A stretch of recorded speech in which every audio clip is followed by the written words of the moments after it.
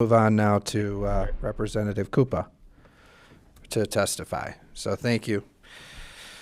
And we give a lot of credit to Representative Kuppa, who's also been somebody working hard on this. And, you know, it's, I think for Representative Kuppa, it's about getting the job done, regardless of who gets the credit. So we're grateful to you for testifying today. I know you had a similar bill, and so we wanted to give you a little time to testify on this issue that you've been working hard on. So welcome to the committee.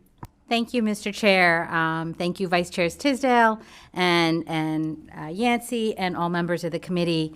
I'd like to start by recognizing that earlier this month, we celebrated Women's Equality Day and adopted a resolution in the House.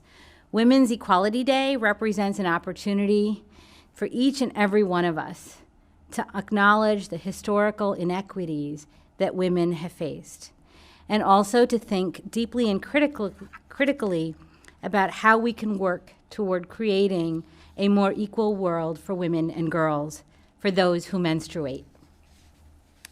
Today, we are working towards that goal by taking up this legislation that would exempt menstrual hygiene products from Michigan's sales and use tax.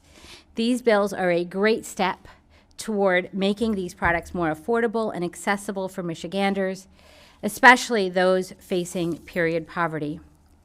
The American Medical Women's Association defines period poverty as the inadequate access to menstrual hygiene tools and education, including but not limited to sanitary products, washing facilities, and waste management.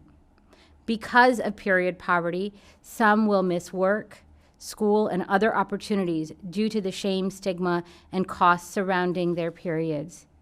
The stories that have been shared with me personally, both from high school and college students and many others, especially because these hygiene products are a necessity, they're difficult to hear.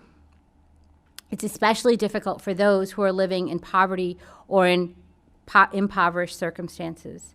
Eliminating these taxes would provide relief for the economically vulnerable, which they could then have the liberty to use their hard-earned dollars for other essentials like food and rent, and return the money into the state's economy.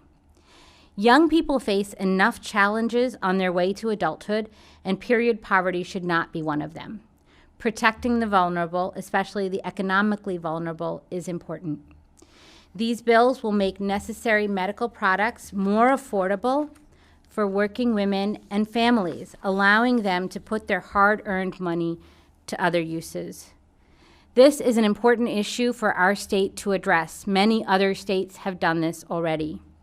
I'm glad to see that the issue has bipartisan support. Thank you to the bill sponsors and for all of those who have advocated for them, for the work on these bills on behalf of the people of Michigan. Thank you, Mr. Chair. Thank you to the committee members, and I'm happy to take any questions that you may have on this legislation. All right, thank you, Vice Chair Kuppa, or Vice Chair Yancey. Representative Kuppa. Are you a vice chair of a committee? Okay, well, we'll work on that. We'll work on that for next time. Okay. No, you've been great to work with on this, and we'll take it over now to Representative Brixey, who has a question. Thank you. Thank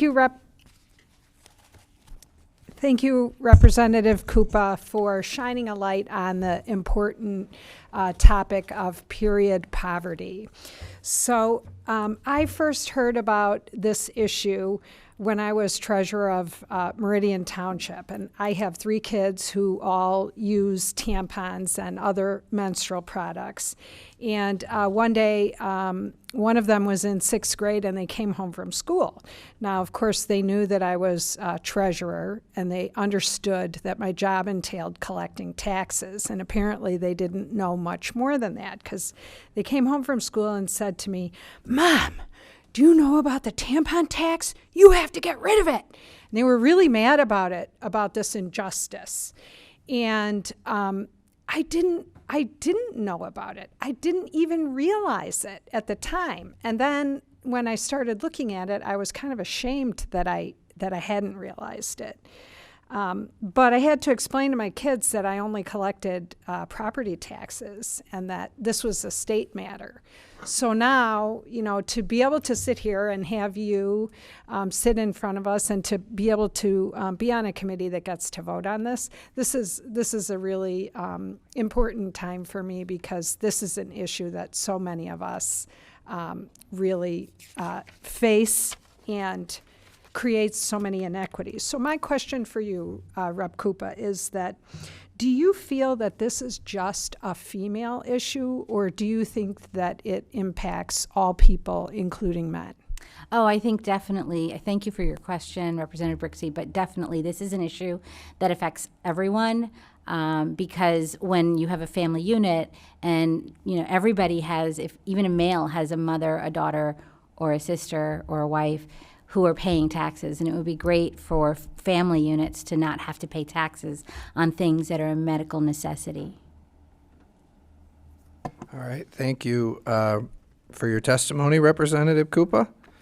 And no further questions, so appreciate your work on this as well.